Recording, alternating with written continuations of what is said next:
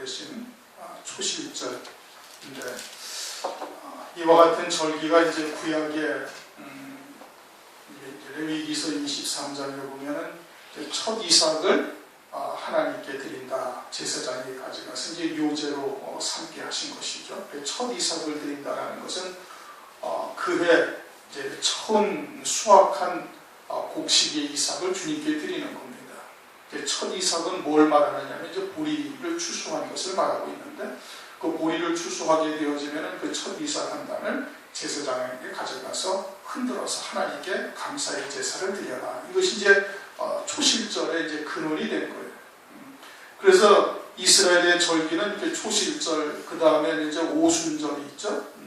오순절 절기는 이제 밀을 추수하게 되어졌을 때 그 밀 이삭도 한 단을 가져가서 또 하나님께 감사드리는 거예요. 그리고는 이제 마지막에 이제 초막절과 이어져서 쭉 있는 나팔절, 속죄일 초막절 절기인데, 그 초막절이라는 것도 수장절, 장막절 이렇게 표현을 하면서 이제 그해 추수한 모든 것들 갖다가 창고에 다 들여놓고, 그리고서 이제 하나님께 감사드리는 절기가 이제 이스라엘의 7명절이 되는 겁니다. 6월절을 시작을 해서 6월절 다음 날이 무교절, 그리고 그 다음 날이 초실절로 시작해서 이제 초실절 절기가 있고, 오순절 절기가 있고, 마지막 때 이제 초막절 절기를 통해서 이제 3번씩 이제 모든 이스라엘 백성들은 하나님께로 나오라. 남자들한테 무조건 하나님께 1년에 3번씩 이렇게 모여야 됐던 거예요. 그래가지고 하나님께서 그와 같은 절기를 주셨는데, 그것은 이스라엘 백성들에게는 그것이 이제 농사의 절기와 아주 밀접하게 관련이 되어 있는 것이죠. 그런데 사실은 이 이스라엘 백성들에게 농사의 절기로서 주신 것이 아니고, 이것이 그림자다 이겁니다. 히브리서 10장 1절을 보면은 율법은 장차 오는 좋은 일의 그림자요 참 형상이 아니다, 그렇게 말씀을 하셨어요. 율법의 그와 같은 절기를 지키게 하신 것이 그림자고 실상이 아니다. 그럼 실상은 뭐냐? 그것은 하나님이 구원하시는 영적인 구원 농사가 실상인 거예요. 그것은 그림자로 우리에게 계시해 준 것이고, 실상은 예수 그리스도로 이루어 가시는 하나님의 구원이다 이겁니다. 그래서 하나님을 농부다 이렇게 표현을 하기도 하고, 하나님께서 농사를 짓는 그와 같은 비유를 여러 군데에서 이제 주님께서 이렇게 하신 것이죠. 그리고 요한복음 15장 1절을 보면 하나님은 농부다 그렇게 말씀을 하셨어요. 농부다. 농사를 짓, 어떤 농사를 짓? 하나님의 자녀들에 대한 농사를 짓는 거예요. 그러면서 그것이 실상이 예수 그리스도요 하나님께서 이루어 가시는 구원의 농사라는 것을 6월절 날 6월절 어린 양으로 희생이 되셨어요. 예수님이. 그리고 6월절 양이 이제 출애굽 당시에 6월절 양 어린 양을 잡아가지고 피를 문설주나 문인방에 발라서 사망 권세가 넘어간 것은 그림자고, 실상은 예수 그리스도께서 십자가 위에서 피 흘리심으로 말미암아 우리들로 하여금 죄와 사망의 권세에서 벗어난 자가 되게 하는 것이 실상인 거예요. 율법은 그림자고, 실상이 예수 그리스도요 하나님께서 이루어 가시는 구원이 실상이다. 그래서 6월절 날 주님이 그와 같이 희생이 되셨고, 초실절 날 주님이 부활의 첫 열매가 되셨다 이겁니다. 주님께서 늘 제자들에게 사흘 만에 부활하리라 말씀을 하셨는데, 그 말씀 그대로 장사한 지 4월 만에 주님께서 부활하셔가지고, 고린도전서 15장 20절을 보면 그리스도께서 죽은 자 가운데서 다시 살아 잠자는 자들의 첫 열매가 되셨도다 그렇게 말씀하셨어요. 그렇게 보리를 추수해서 첫 이삭 한 단을 하나님 앞에 가져가서 요제로 흔드는 것은 그림자인 것이고, 실상은 부활의 첫 열매가 되신 예수 그리스도를 말씀을 하시는 거예요. 부활의 첫 열매가 되셨다. 부활의 첫 열매가 되셔서 예수님이 그렇게 부활하셨는데, 그러면은 그것으로 끝난 것이냐? 그러면 그것으로 끝난 것이면은 우리와는 별 큰 관계가 없는 것이죠. 그러나 고린도전서 15장 23절을 보면은 그러나 각각 차례대로 되리니 먼저는 첫 열매인 그리스도요 다음에는 그리스도 강림하실 때 그에게 붙은 자요 그렇게 말씀하셨어요. 첫 열매는 그리스도고, 그 다음에는 그리스도께서 이 땅에 강림하실 때, 주님께서 재림하실 때 그에게 붙은 자들이 있다. 이게 부활의 순서를 지금 말씀하시고 있는 거거든요. 그리고는 그분은 나중이다 이렇게 말씀을 하시면서 그렇게 부활의 순서를 지금 말씀을 하고 있는 거예요. 그러니까 그에게 붙은 자라는 것은 다시 말하면 예수 그리스도의 이름과 또는 하나님의 말씀을 인하여 순교한 영혼들, 복된 받은 자들이 첫째 부활을 하게 되어지는데 이제 그들이 그러한 부활의 첫 열매가 되는 것이죠. 첫째 부활의 영광을 입는 자를 말하는 겁니다. 그러면은 우리가 이제 그와 같이 예수의 증거와 하나님의 말씀을 인하여 이제 순교하게 되어지는 그와 같이 이제 그 주님께서 강림하실 때 부활의 첫 열매가 되어지고 그에게 붙은 자가 되어지고 그렇게 해서 그것이 이제 첫 이삭 한 단이 되어지는 것인데 그럼 그때 가서 이제 그러한 부활의 영광을 입는 것을 말씀하시는 것도 물론 되지만 그러나 하나님의 나라가 육신의 장막을 벗고만 가는 것이 아니라 오늘날 이 땅에서도 하나님의 나라가 있다고 주님께서 말씀하셨어요. 요한복음 17장 20절 21절을 보면은 하나님의 나라는 볼 수 있게 있는 것이 임하는 것이 아니고 또 여기 있다 저기 있다고도 못하니 하나님의 나라는 너희 안에 있다. 그렇게 말씀하셨어요. 하나님의 나라가 우리 안에 있다는 거예요. 그러니까 우리가 하나님의 나라는 영원한 장소 천국인 하나님의 나라도 있고 또 이제는 예수 그리스도를 믿음으로 말미암아 성령이 임하셔서 우리의 심령 속에도 하나님의 나라가 이루어지는 것이에요. 우리의 심령 속에도 하나님의 나라가 이루어지는데 우리의 심령 속에도 하나님의 나라가 이루어지는 것을 그것을 믿음으로 산다 이렇게 얘기를 하고 있는 겁니다. 그래서 그 믿음이 확고한 믿음에 딱 서 있으면은 그 믿음은 바라는 것들의 실상이다. 히브리서 11장 1절에 그렇게 말씀하셨고 보이지 아니하는 것들의 증거다 이거예요. 하나님 나라가 지금 우리 육신의 눈으로는 보이지 아니하지만 우리가 그렇게 믿음으로 확고한 믿음 가운데 흔들리지 아니하고 세상에 감당하지 못할 그와 같은 믿음으로 우리가 살아가고 있다면 하늘나라에서 이미 다 실상으로 존재하는 것이라고 이렇게 말씀을 하고 있는 겁니다. 그러니까 하나님의 나라가 우리 신영 속에 이루어져서 그 나라 속에서 우리가 지금 부활로 사는 자가 되어져야 되는 거예요. 그렇게 부활로 하나님의 나라에서 이루어지는 것이 무엇을 말하는가? 그것을 이제 요한복음 11장 25절 26절에서 지금 주님이 말씀하시고 있는 겁니다. 요한복음 11장에는 나사로가 이제 죽은 이제 사건이 등장하죠. 그래가지고 나사로가 죽고 나서 주님이 계신 곳에 마르다가 사람을 보냈어요. 그런데 주님께서 거기서 즉각 가시지 않냐고 이틀을 더 머물다가 그리고서는 베다니로 오신 거예요. 그러니까 유대 지방에 그렇게 더운 날씨에 나흘이나 지나버렸으니 나사로는 이미 다 썩어서 어떻게 다 냄새가 나서 다 부패한 거죠.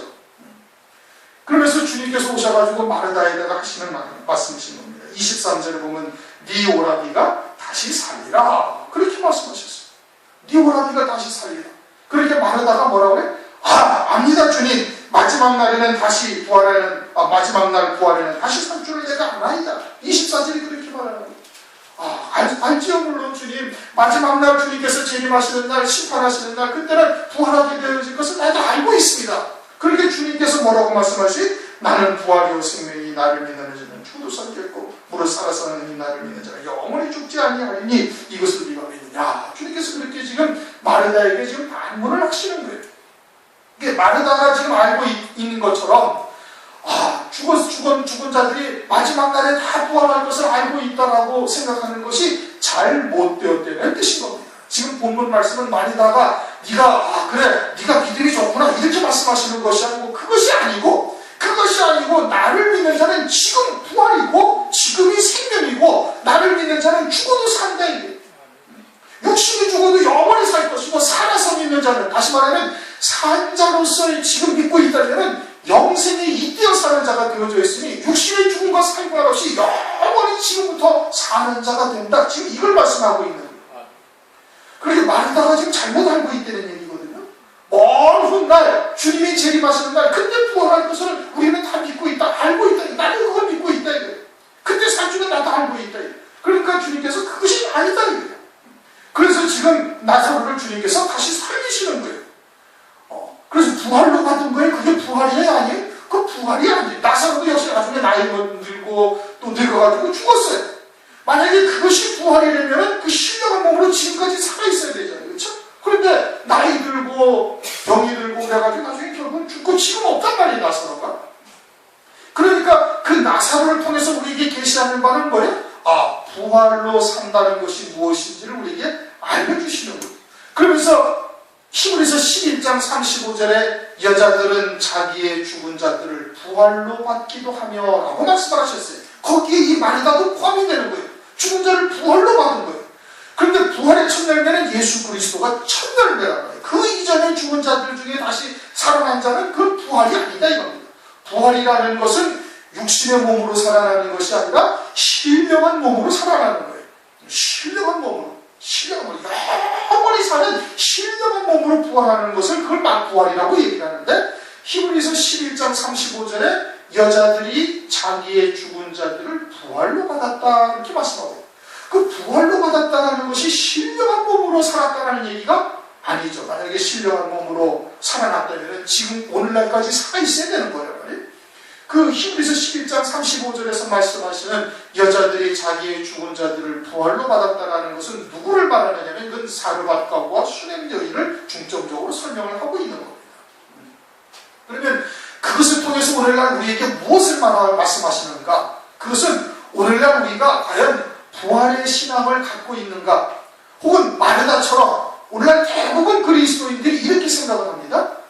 먼 훗날 주님께서 재림하시는 날, 강림하시는 날, 그때는 다 부활할 것이라고 그렇게 알고 있는 거예요. 그것도 물론 잘못 알고 있는 것이죠.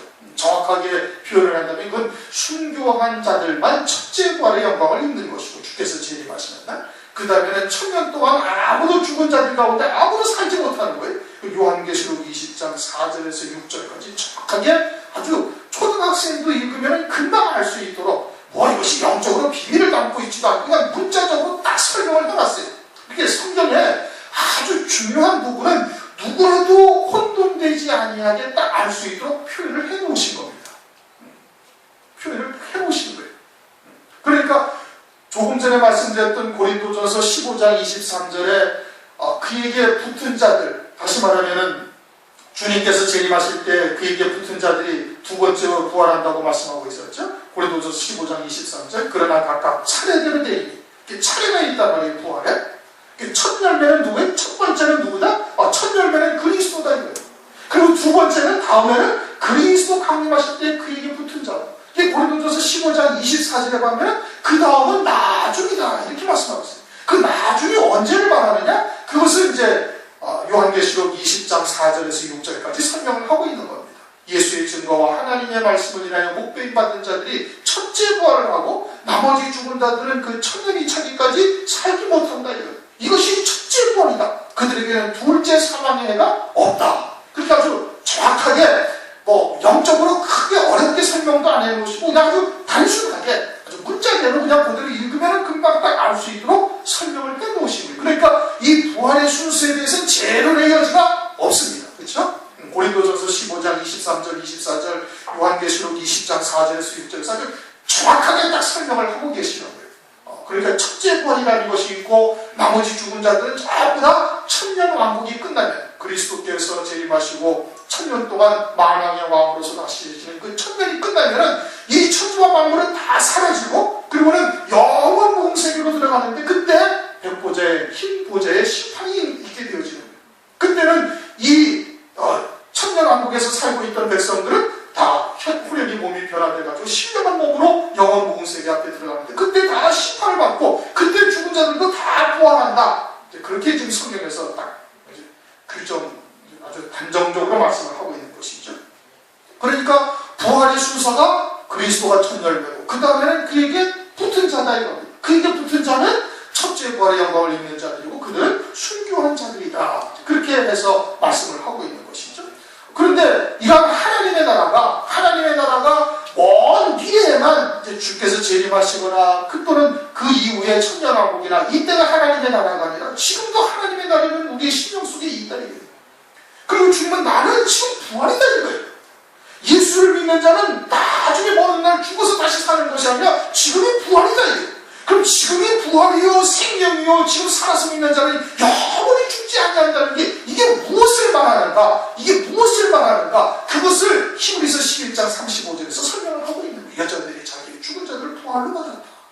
그러면서 사르밧과와 수냄 여인을 주님께서 성경을 통해서 말씀을 하시고 있는 겁니다. 구약은 그림자라는 말이에요. 그것을 자세하게 설명을 해놓은 거예요. 열왕기상 17장을 보면 엘리야가 3년 6개월 동안 비가 오지 아니하리라. 이제 다시 내 말이 있기 전까지는 비가 오지 아니하리라 하나님께서 그렇게 말씀을 하셔가지고 그대로 이스라엘이 선포하니까 비가 오지 않아요. 그때 비가 오지 아니해가지고 엘리야가 그리 시냇가에 있다가 거기도 시냇물이 마르니까 하나님께서 엘리야야 너 사르밧에 가봐라. 거기다 내가 한 사람을 예비했다. 그래가지고 사르밧으로 가보니까 사르밧의 과부가 마침 나뭇가지를 주워 놓으러 나온 사르밧 과부를 딱 만난 거야. 그 사르밧 과부를 만나가지고 사르밧 과부에게 내게 물 한 그릇 떠와라. 예. 물 한 그릇 떠오는 길에 너도 떡 한 조각도 만들어 가져와라. 그러니까 사르밧 과부가 뭐라 그래? 우리 집에 지금 떡가루가 한 움큼 남아있고 이제 기름 조금 하고 있어서 여기서 나뭇가지 두어 개 주워다가 내가 떡 만들어 먹고 이제는 아들하고 이제 먹고 그러고서는 이제 아무것도 없으니까 이제 그냥 죽으려고 그러고 있는 상황이 지금 그런 이제 그런 상황이라고 이제 설명을 해요. 그러니까 엘리야가 그래도 가져오라고 얘기를 하고서는 이 사르밧 과부가 하나님의 사람인 것을 깨닫고 하나님의 말씀에 순종을 한 거예요. 순종을 하니까 어떻게 됐어요? 가루통에 가루가 마르지 않냐고 기름통에 기름이 이름이 마르냐고 계속해서 이어지는 거예요. 그래가지고 그걸로 하나님께 감사를 드린 거예요. 그런데 오늘날 그 아들이 시름 않다고 그냥 딱 숨이 뻗 끊어버린 거예요. 그때서야 이 사르밧 과부가 자기가 잘못되었다는 것을 깨닫고 자기의 죄를 왜 생각나게 했느냐고 그렇게 이제 이야기를 하게 되어지는 겁니다. 사르밧 과부의 이야기가 열왕기상 17장 18절 하나님의 사람이여 당신이 나로 더불어 무슨 상관이 있기에 내 죄가 생각나게 하고 또 내 아들을 죽게 하려고 내게 오셨나이까. 그 사르밧 과부의 행동을 가만히 보면 크게 잘못한 것이 없는 것 같은데 그런데 하나님이 보시기에는 그게 잘못된 것이다 이겁니다. 왜? 남들은 다 지금 기근으로 허덕허덕대고 있는 게 먹을 것이 없어가지고 그냥 굶어 죽기도 하고 초분 목표를 연명하고 이와가 인판에 자기에게는 하나님께서 선지자를 갖다가 하나님의 말씀으로 알고 그냥 순종을 했더니 하나님께서 가루통에 가루가 마르지 않냐고 기름병에 기름이 당하지 않냐서 매일 먹을 것을 주시면 그걸 하나님께 감사했단 말이에요. 그걸 감사했단 말이에요. 그런데 그것이 잘못됐다는 것을 아들이 죽고 나서야 깨달은 거예요. 이 사르밧 과부는 이스라엘에 있는 모든 백성들보다 하나님을 더 잘 알고 있는 자예요. 이방인인데 시돈 땅의 사르밧 과부인데 이스라엘 백성들보다 하나님이 오시기를 더 잘 알고 있었던 거예요. 그러니까 지금 그와 같은 상황이 자기가 죄를 하나님의 뜻을 거스려 잘못했다는 것을 깨우친 겁니다. 그 상황을 통해 가지고 뭘 깨달은 거냐? 사르밧 과부가 감사를 드렸던 것은 모든 사람들이 기근 가운데 초근 목표를 연명하면서 그냥 먹을 것이 없어하고 전전긍긍하고 있는 이 판에 먹을 것을 주신 하나님께 감사를 드리는 거예요. 다시 말하면 육신의 목숨을 연명하고 육신의 먹을 것을 주신 것은 하나님께 감사를 드렸다 이겁니다. 그런데 그것이 하나님의 그 베풀어 주신 은혜에 합당한 믿음에 대한 응답이 아니라 하나님은 지금 영원한 생명으로 영생을 바라보면서 모든 환경을 조성하시고 하나님의 백성들에게 은혜를 베풀고 계신 거거든요. 그와 같이 이스라엘 백성들이 패역한 가운데 하나님을 온전히 경외하는 이 사르밧 과부로서는 그와 같이 이스라엘 백성들의 잘못된 것을 아울러 회개하고 그리고 자신에게 그와 같이 하나님께서 은혜를 베푼 것을 보시면서 영원한 생명 가운데 하나님께 감사하며 찬송하며 살았어야 되는 거예요. 그런데 그렇게 산 것이 아니라 육신에 먹을 것을 주신 것, 육신의 목숨을 이어가게 하고 육신에 먹을 것을 주신 것을 감사했다 이겁니다. 그래가지고 그 아들이 죽자 엘리야가 그 아들을 위해 3번을 엎드렸다 일어나요. 3번을 엎드렸다 일어나니까 그 아이가 살아났다. 그럼 왜 3번을 엎드렸다 일어나느냐? 그러니까 그 사르밧 과부로 하여금 영생으로 사는 것이 무엇인지 다시 한번 깨우쳐 주시는 것이죠. 그것을 통해서 오늘날 우리들도 과연 그러한 생명으로 살고 있는지를 알게 하시는 거예요. 확인해 보라는 거예요. 3번을 엎드렸다 일어난다는 것은 하나님 아버지로부터 온 생명이라는 것을 깨닫고 있어야 되는 거예요. 그게 첫 번째 생명이에요. 성부 하나님께서 우리를 낳으신 거예요.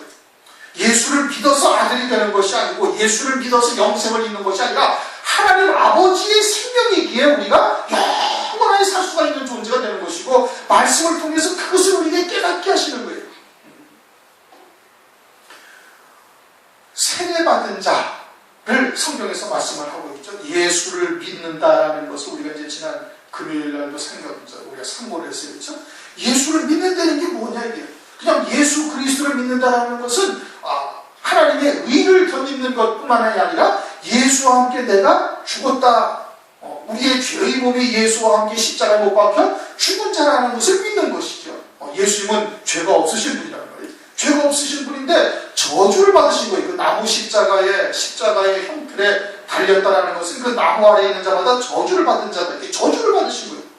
그 죄가 없으신 분이 저주를 받으신 것은 예수님의 죄가 아니라 우리의 죄로 인해서 저주를 대신 받으신 것이니 그것은 우리의 죄의 몸이 예수와 함께 십자가에 달렸다라는 것을 믿어야 되는 것이에요. 그걸 믿는 것이고 그것을 믿었다라는 것은 우리의 옛사람이 예수와 함께 죽은 자요 이제는 그리스도 안에 새 생명으로 사는 자로 바뀌었음을 말하는 것이죠. 그것을 로마서 6장 3절 4절에서 말씀을 하고 있는 겁니다. 새 생명으로 사는 자다. 그럼 그 새 생명이라는 게 뭐예요? 그 영원한 생명이에요. 그리스도를 죽은 자 가운데서 살리심과 같이 그 죽은 자 가운데서 살리신 것은 어떤 거예요? 영원한 생명으로 살리신 것이죠. 그래서 너희들도 그러한 새 생명으로 살게 하려 합니다. 새 생명 가운데 행하게 하려 합니다. 그래서 너희들도 영원한 생명으로 사는 자로 되게 하시기 위해서 십자가에서 주님께서 대신 저주를 받으신 것이고 우리의 죄를 사하여 오신 것을 말씀을 하고 있는 거예요. 그러니까 하나님의 생명이기에 주님께서 오셔가지고 그렇게 십자가에서 피 흘려 구원을 이루신 것이에요. 하나님의 생명이 내게 있어야 되는 것이고 그 다음에는 예수 그리스도로 구원하신 그 생명이 내게 있어야 되는 거예요. 지옥 갈 수 없는 영원한 구원을 이루신 그와 같은 생명이 내게 있음을 깨달아야 되는 것이고 그러면 예수를 믿는 자에게 성령이 임하셔서 하나님의 말씀을 믿는 믿음으로 열매 맺는 생명이 되어져 있어야 되는 겁니다. 이 새 생명이 우리 안에 있어야 되는 것을 구약을 그림자를 통해서 자세하게 설명을 주는 거예요. 그러니 그 생명으로 우리가 지금 사는 자가 되어져 있어야 되는 겁니다. 그게 부활이에요. 그게 부활로 지금 영생에 입되어서 사는 자예요. 그 생명으로 살고 있기 때문에 육신의 죽음과 사는 것이 관계가 없다 이겁니다. 살아서 믿는 자는 영원히 살리라. 죽음과 상관이 없는 거예요. 왜? 지금도 영원한 생명으로 지금 살아가고 있으니까. 그 생명으로 살아가고 있으니까 육신의 장막이 있느냐 없느냐 이게 중요한 것이 아니다 이거예요. 그러니까 그 생명으로 우리가 지금 살아가고 있어야 되는 거예요. 사르밧 과부는 자기 아들의 죽음을 통해서 그와 같은 생명으로 다시 바뀌어진 거예요. 그래서 부활로 받았다 이거예요. 신령한 몸이 된 것이 아니에요. 소생한 거지. 육체가 다시 살아났어요. 다시 살다가 몇십 년 살다가 다시 죽은 거예요. 그 아들도. 사르밧 과부도 죽고. 그런데 부활로 받았다라는 것은 뭘 말하는 거예요? 그 부활의 생명으로 사는 자가 되었다. 그 부활의 생명이라는 것이 무엇이냐? 그것은 하나님 아버지의 생명이 내게 있고 예수 그리스도로 이루신 성자 하나님의 생명이 내게 있고 성령 하나님으로 말미암아 열매 맺게 하시는 그 생명이 내게 있어서 그 삼위일체 하나님의 생명으로 내가 지금 살아가고 있다 이겁니다. 육신의 모습은 뭐예요? 그건 예수와 함께 죽은 자다 이거예요. 그 생명으로 사는 자가 되어졌으면 세상은 내게 관계할 것이 없어야 되는 거예요. 왜? 나는 여기 죽은 자가 되어져 있고 이는 그리스도 안에서 새 생명으로 사는 자가 되어져 있으니까. 그게 뭐예요? 그게 새 피조물이에요. 그것이 그리스도 안에 세례받은 자요 새 피조물. 이게 보라! 이제 새 것이면 옛 것은 지나갔다 이거예요. 그럼 육체대로 알아서는 안 된다. 고린도후서 5장 16절에 그렇게 말해요. 육체로 알아서는 안 되는 거예요. 그럼 뭘로 보아야 되는 거예요? 그 안에 어떠한 생명이 살고 있느냐, 어떠한 생명으로 살아가고 있는가, 그게 그의 실체인 거예요. 육신의 장막은 그 생명을 위해서 잠시 입혀져 있는 것이고 육신의 장막은 그 생명이 온전히 하나님의 뜻대로 온전하게 되어지면 그냥 딱 벗어버리게 하시는 거예요. 교통사고가 날 수도 있고 예를 들어서 열매가 맺혀진 대로 다 끝났으면 그냥 어떤 방법으로도 잘 살다가 무병장수하게 잘 살다가 한 90살 가가지고 운명하게 하실 수도 있고 아니면은 환난 가운데 그 생명으로 온전케 되어져 있으면은 우리 신경 속에 하나님의 나라에 완전히 그 생명으로 사는 자가 딱 되어져서 딱 순교를 통해 가지고 그 생명을 이제는 영생으로 딱 이어가게 하실 수가 있고 그건 하나님의 소원이시다. 그런데 내게 그런 생명으로 살고 있으면 그것이 전혀 문제가 되어지지 않아요. 그 다음에 수냄 여인. 수냄 여인은 열왕기하 4장에 나옵니다. 엘리사 때, 앞에는 누구? 엘리야기 때. 엘리사 엘리사의 때 엘리사가 그 지방에 수냄 지방에 들어가면 이 여자가 아주 흑질이 성게 그냥 다락방에 볼일을 놓고 그냥 책상도 놓고 촛불도 놓고 이부자리도 놓고 먹을 것도 갖다 주고 아주 그냥 지극정성으로 하나님의 선지자라고 섬기고 있는 거예요. 그러니까 참 너무 이제 공손하게 그렇게 섬김을 받으니까 뭔가 좀 하나 좀 나도 보답을 해줬으면 좋겠는데 뭘까 있나. 그러니까 아들이 없어갖고 네 아들이 있으리라. 그러니까 슈렘 여인이 하는 말이 주의 종을 나를 이 여종을 속이지 마시옵소서. 열왕기하 4장 보면 속이지 마시라. 왜? 내 남편이 나이 들고서 이제는 잉태할 수가 없다, 아이를 임신할 수가 없다, 그런 뜻이 아니고 이 슈렘 여인은 그 엘리사라는 사람이 선지자라는 것을 알고 하나님의 종이라는 것을 알고 지극정성으로 하나님을 섬기듯이 섬기는데 지 남편은 전혀 거듭도 보지도 않는 거예요. 아주 무시하고 멸시하고 쳐다보지도 않고 뭔 저런 거렁뱅이가 와가지고서는 집안에 쌀이나 축내는가 뭐 이런 식으로 바라보는 거예요. 그러니 슈렘 여인이 보기에 이 사람은 하나님의 자녀가 아니로구나. 그 하는 수행을 보니 이거는 하나님의 택자가 아니다 라고 판단한 거예요. 그래가지고 이 죽은 자인데 자기는 산 자고 이 죽은 자와 산 자 사이에 아이들을 낳아봤자 이거는 씨가 죽은 자의 신이 이것은 뭐 보나마나 낳아봤자 소용없는 자식이니까 나를 속이지 마시옵소서. 죽은 자인데 죽은 자와 사이에서 뭘 생명을 낳을 수가 있겠는가. 그렇게 대답을 한 거예요. 아이를 낳을 수 없다라는 것이 아니에요. 그런데 선지자의 말대로 아들을 낳은 거예요. 아들을 낳아가지고 그 아들이 어느 정도 자라는데 갑자기 어느 날 시름시름 앓다가 아이고 내 머리야 두 번을 외치다가 그냥 죽어요. 그런데 그 아비가 야 네 엄마한테 데려가라 막 시름시름 앓대. 그래갖고 시름시름 앓는 애를 갖다가 데려오니까 그 어미의 품 안에서 그냥 죽어버려요. 그래가지고 그 아이를 놓고 엘리사에게 쫓아갑니다. 엘리사에게 쫓아가니까 엘리사가 엘리사 앞에 그냥 발을 들고 그 앞에서 통곡을 하는 거예요. 그러면서 이제 그 아들이 죽었음을 이제 알게 되는 것이죠. 그래가지고 엘리사가 와가지고는 그 아이한테 2번을 엎드렸다가 일어나요. 그러니까 그 아이가 7번 재치기를 하고 살아난 거예요. 그럼 왜 2번을 엎드렸다 일어나요? 하나님의 생명을 가진 자는 자기는 하나님의 생명을 가지고 있다라고 믿고 있는 거예요. 그러니까 하나님의 생명을 가지고 있지만 자기 남편을 보니까 하는 소리가 이거는 죽은 자다 이거예요.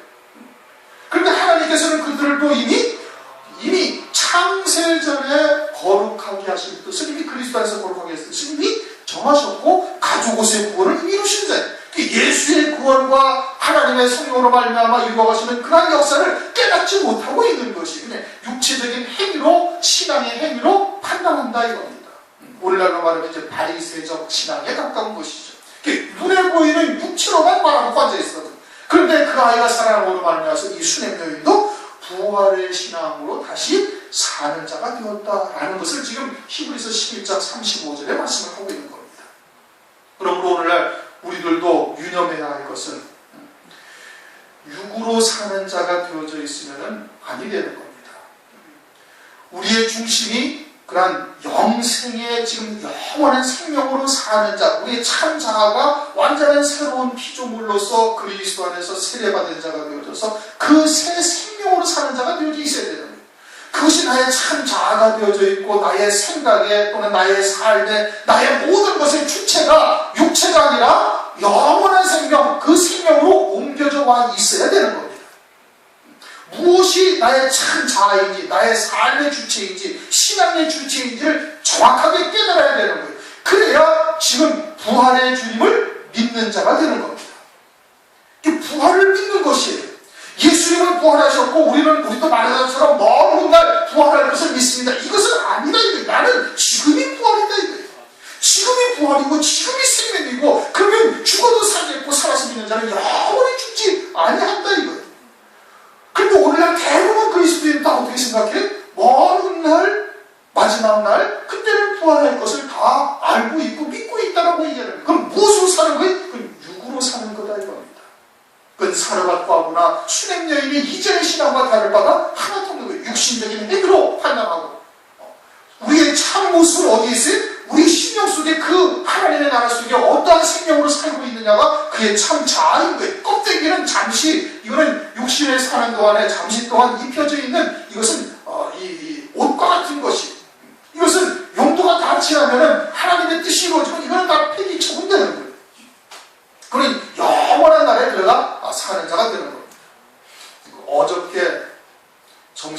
보면서 잠깐 TV를 이렇게 잠깐 틀었더니 무슨 제목이 뭐였더라? 파노라마인가 뭔가 KBS 파노라마인가 뭔가 하는데 이제 사후 세계에 대해서 이제 그 다큐멘터리로 제작을 한 거예요. 근데 이제 첫 부분에 이제 잠깐 나오는 걸 봤는데 독일의 한 저널리스트가 이제 뭐 이런 잡지나 신문이나 이런 데 기고하는 사람, 글을 쓰는 사람인 겁니다. 이제 그러한 사후 세계에 대한 이제 것과 또는 이제 이 신앙이 어떤 것이 참 신앙이냐, 뭔지 이런 것을 이제 알아보려고 이제 우리나라를 온 거예요. 그러면서 이제 첫 머리의 시작이 뭐냐면 미국에 있는 신경외과 의사를 이제 의사의 이야기가 나오는 겁니다. 신경외과 의사이니까 이제 사람의 몸을 다루니까 아주 그냥 과학적으로 이제 생각을 할 수밖에 없는 것이죠. 이제 철저한 본인도 철저한 이제 과학에 근거한 것만 믿었지 그 외의 것은 믿지 아니했다. 근데 이 사람이 무슨 사유를 해가지고 잠시 죽었어요. 뇌사 상태에 들어갔어요. 뇌사 상태에 들어가서 일주일인가 여드레인가를 있다가 깨어난 거예요. 그리고서는 아무런 후유증 없이 그냥 그대로 딱 깨어난 거예요. 그러면서 뇌사 상태에 있을 때 잠시 동안 이 몸을 떠난 거예요. 이제 그 사람 얘기는 허리에 통증이 있어서 벌떡 일어나서 보니까 이제 자기의 영이 나와 있고 자기 몸이 누워 있고 목사님과 또는 자기 부인과 누가 열심히 기도하고 있는 모습을 보면서 딱 갔는데 하나님 나라를 간 거예요. 하나님 나라인지 어딘지는 이제 표현을 하지는 못하지. 그렇게 이야기할 수는 없죠, 방송에서. 그런데 전혀 이 물질 세계관이 전혀 다른 세계를 갔다 이게. 거기는 정말 기가 막히게 아름다운 곳이었다라고 이야기를 하는 거예요. 그러면서 그러다가 딱 깨어나서 이제 한 8일인가 7일 만에 깨어났는데 깨어난 이후에 그 사람의 삶은 완전히 뒤바뀐 거예요. 완전히 이전 사의 삶과 전혀 생각 자체가 바뀌었고 생활 자체도 완전히 바뀌어져서 이제는 그 사후 세계를 믿는 자로 바뀌어지는 게 신이라는 존재를 믿는 자로 바뀌어진 거예요. 하나님이라는 표현은 안 하지만은 그런 영원한 세계가 있다라는 것을 눈으로 보고 온 거예요. 그래가지고 그 이후에 사는 삶이 전혀 이제 이전의 삶과는 전혀 다른 방향으로 바뀌어져서 이제 그 나라를 위해서 사는 삶으로 바뀌어졌다. 이제 이런 것을 이제 인터뷰를 하고 이제 나왔어요. 그러면서 이제 여러 가지 종교를 이렇게 뭐 이제 기독교도 찾아가고 뭐 이제 천주교도 가고 뭐 절에도 가고 어쩌하면서 이제 무엇이 참이냐 이제 뭐 이런 것을 이제 탐구하는 이제 그와 같은 프로그램이었던 건데 서두에 나온 게 그거예요. 그러니까 이 물질 세계가 전체가 아니다. 이것이 전체가 아니라 영원한 세계가 반드시 존재한다. 이것은 비단 그것뿐만이 아니라 그렇게 그 이전에도 많은 과학자들이 또는 그렇게 어떤 탐사하는 그런 프로그램을 만들던 사람들이 그런 것들은 이미 수차례 밝혀졌던 겁니다. 뭐 잠시 죽었다가 깨어났던 소생했던 사람들을 보면 전부 다 그와 같은 사후 세계가 있고 그것은 이와 같은 물질 세계가 아닌 전혀 아주 순식간에 아주 영원한 그런 나라에 가서 경험하고 체험하고 왔다는 것은 뭐 여러 차례 우리가 이제 들었던 내용들이에요. 그와 같이 하나님의 나라는 반드시 존재하는 겁니다. 반드시 존재하는 거예요. 믿음이라는 것은 그와 같은 하나님의 나라를 보이지 않는 것에 대한 증거다 이거예요. 우리가 믿고 있는 것은 그와 같은 하나님의 나라에 대한 증거고 거기에 그와 같은 이 실상이 존재하고 있음으로 말미암아 우리에게 하나님께서 믿음을 주시는 것이죠. 그러면서 그런 심령 속에 하나님의 나라에 이와 같은 부활의 생명으로 사는 자가 되어져 있으면 그러면은 그 하나님 나라에 이미 실상이 존재하고 있음을 말씀을 하고 있는 거예요. 그러니까 우선은 우리가 그와 같은 그리스도 안에서 새로운 피조물로서 나는 부활이요 생명이라신 주님의 말씀처럼 부활의 첫 열매가 그리스도이셨던 것처럼 그리스도만이 부활의 첫 열매가 아니라 이제는 그리스도를 믿는 자들도 오늘날 우리들이 그와 같은 하나님의 나라에서 영원한 생명으로 사는 자로서 살아가야 되는 거예요. 그것이 그리스도인이고 그것이 부활을 믿는 자예요. 그 부활을 믿는 자에게 더 좋은 부활이 보여지게 되어지는 겁니다. 마태복음 13장을 가면은 44절에서 46절까지인가 천국에 대한 비유를 말씀해요. 천국은 마치 밭에 감추인 부활을 찾은 것과 같아서 자기의 모든 소유를 다 팔아서 그 밭을 산다. 그 다음에 천국은 마치 진주를 장사하는 것과 같아서 극히 값진 진주를 하나를 만나니까 자기의 모든 소유를 다 팔아서 그것을 샀다. 그렇게 천국에 대한 비유를 말하는. 그러면 그런 하나님의 나라가 우리 안에 이루어졌다면 거듭난 자가 되어져서 하늘에 속한 자가 되어져 있고 하늘에 안심받은 자가 되어져서 하늘이 보이는 자가 되어져 있으면은 그것은 뭘 말하는 거예요? 그것은 밭에 감추인 부활을 찾은 거예요. 밭이라는 것은 흙을 말하는 거죠. 땅을 말하는 거죠. 땅 속에 갇힌 부활은 땅이라는 것은 흙이라는 것은 우리 육체를 말하는 것이고 육체 속에 있는 영원한 생명, 하나님의 생명, 그것은 소멸되지 아니하는 영원한 생명이 있는 것을 찾은 거다 이겁니다. 그래갖고 거기에 모든 초점을 거기에다 맞추고 모든 삶을 거기에다 맞추어서 사는 자가 되는 것이 자기의 모든 소유를 다 판 거예요.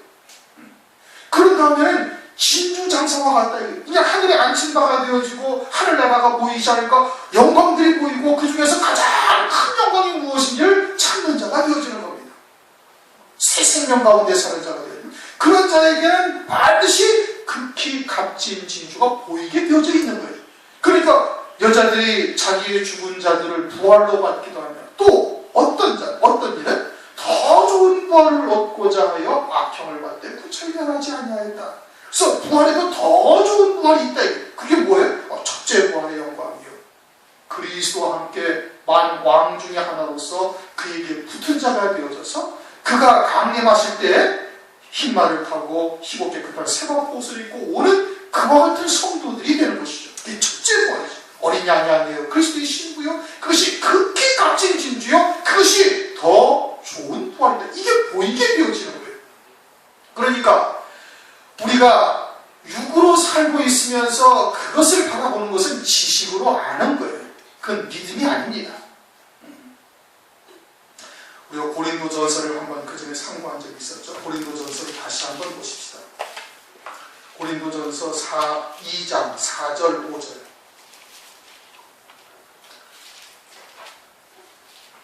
고린도전서 2장 4절 5절.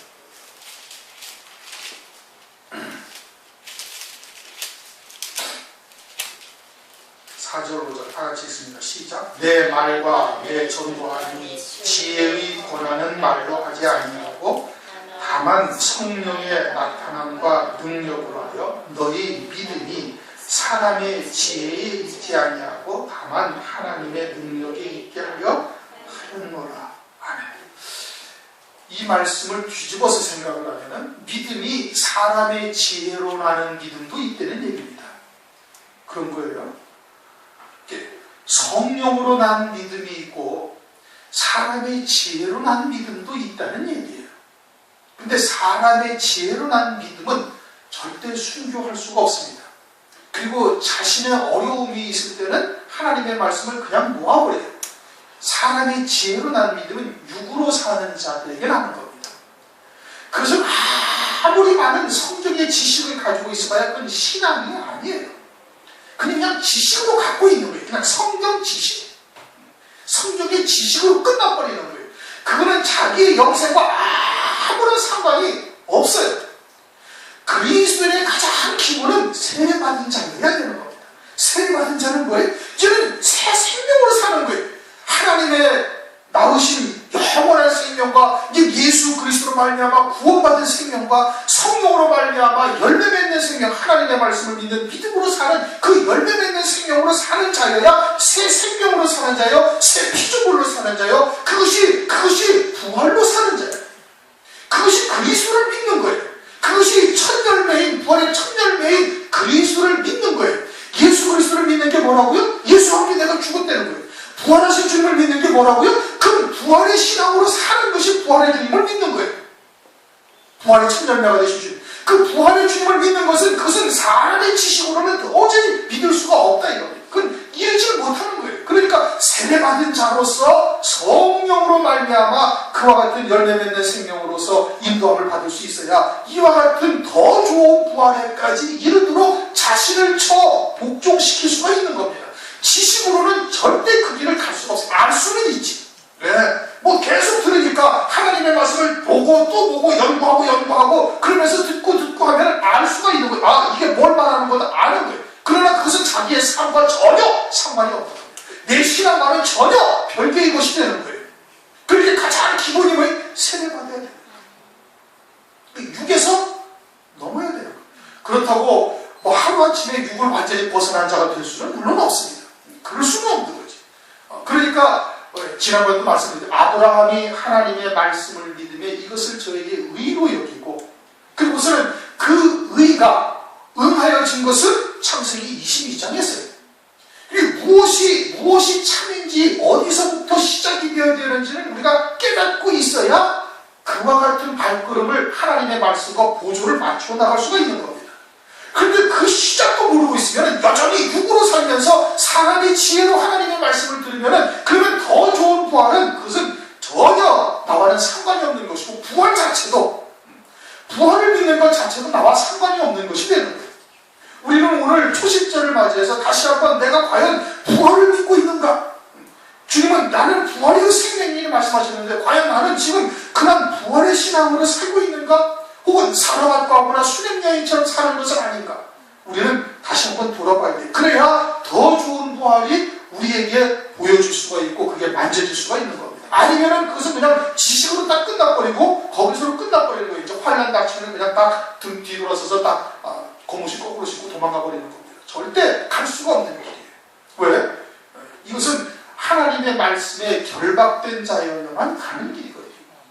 성령의 능력으로만 그 자리에 이룰 수 있기 때문에 예수님이 십자가를 어떻게 지셨어요? 성령으로 말미암아 지신 거예요. 당신의 힘으로는 갈 수가 없죠. 그렇게 겟세마네 동산에서 눈물이 땀방울이 되도록 그렇게 하잖아요. 땀방울이 피방울이 되도록 그렇게 기도를 하신 겁니다. 그 고통이 어떠한 것을 아니까. 육으로는 갈 수가 없다니까요. 오늘날 우리의 믿음이 성령이 나타난 믿음이 되시길 바랍니다. 그러기 위해서는 내가 십자가에 못 박혀 죽었어야 돼요. 내 생각이나 내 고집이나 내 의지를 다 꺾어버리고 말씀 앞에 복종시킬 수 있어야 되는 거예요. 그래야 세례받은 자로서 발걸음을 뛰게 되어지는 겁니다. 그렇게 되어져야 더 좋은 부활이 이제 실상으로 내게 다가오게 되어지고, 그것을 위해서 종일토록 죽임을 당하게 되어지고 도사나 양처럼 여김을 받을 수 있는 자리까지 가는 거예요. 아니면 그 자리는 그것은 그냥 지식으로 끝나버리고 많은 것이 되어지는 겁니다. 오늘이 부활의 첫 열매가 되신 초실절입니다. 그냥 주님이 부활의 첫 열매가 되셨다는 것은 그건 다른 사람 이야기로 끝나는 거예요. 나와 부활이 관계가 되어야 돼요. 나와 주님의 부활이 어떠한 관계가 되어져 있는가? 나는 과연 주님의 부활을 지금 믿고 있는가? 그것은 육신의 소욕들을 내가 과연 버리고 있는가? 못 받고 있는가? 여기서부터 시작이 되어지는 겁니다. 지혜로, 사람의 지혜나 사람의 지식으로 부활의 신앙을 가지고 있어서는 그것은 우리와는 관계가 없는 것이 되는 거예요. 육으로 사는 자와 다를 바가 하나도 없는 겁니다. 우리가 그와 같은 믿음의 자리에 서서 다시 한번 자신을 다시 돌아보고, 그리고 그 첫째 부활의 영광, 더 좋은 부활이 그냥 지식으로 또는 허상으로 끝나는 것이 되지 않아야 돼요.